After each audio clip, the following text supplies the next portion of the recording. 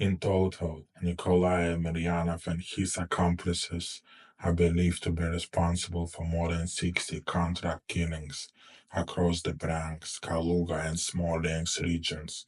Police only began to understand the scale of his operation in 2009 when one of Emelya's active hitmen was arrested. Choosing cooperation over silence, the killer began naming names, revealing a web of assassins, corrupt officials, and decades of orchestrated executions that pointed to one man at the center, Emele.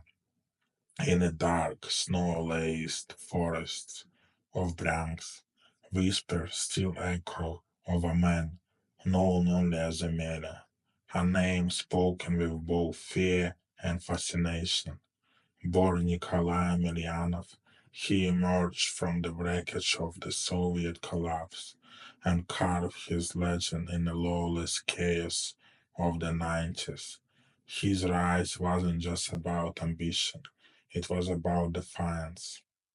He began as a street-level racketeer, shaking down businesses but refused to follow the old rules. At the time, the thieves in law, the traditional criminal elite, controlled the underworld. Emelya, however, had no intention of paying tribute or playing by their code. When they demanded protection money, he resisted. When they tried to eliminate him from muscling into their territory, he struck first.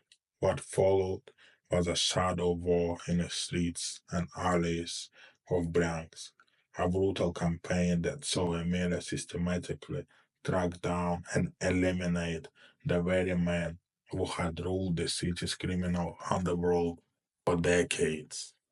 One by one, the thieves in law fell.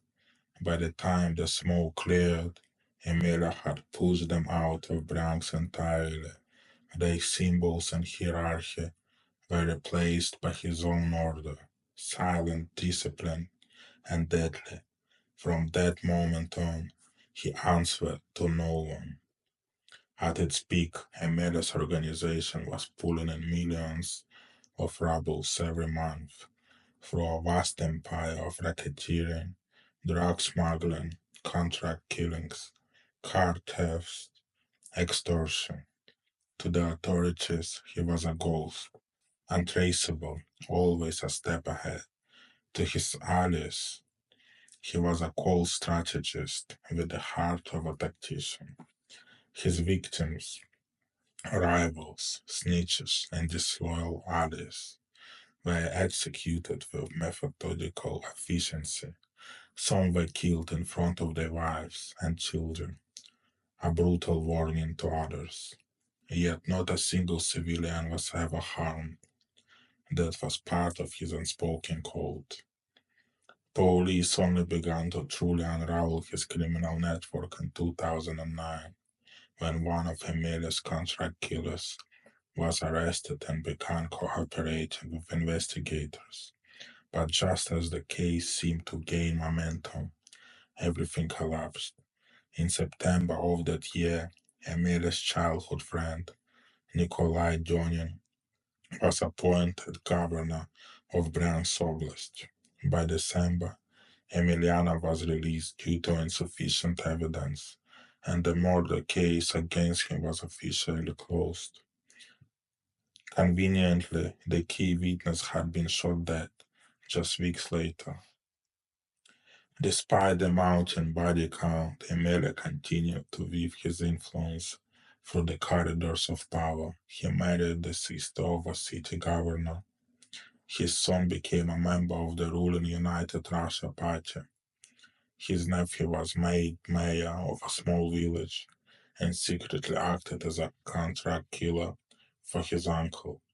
But when that nephew was caught leaking information to authorities, Emele had him eliminated as well. Loyalty was absolute or fatal. The mayor, Jonin, was later dismissed and sentenced to 4 years in prison, officially for abuse of power, unofficially for being the weak link in Emelia's iron chain. Now 64 years old, Emelya has been on a run for 15 years. Some say he lives quietly in a forest dacha or escaped to Europe through Ukraine with forged documents. Others believe he's long dead, betrayed and buried by his own. The truth remains hidden.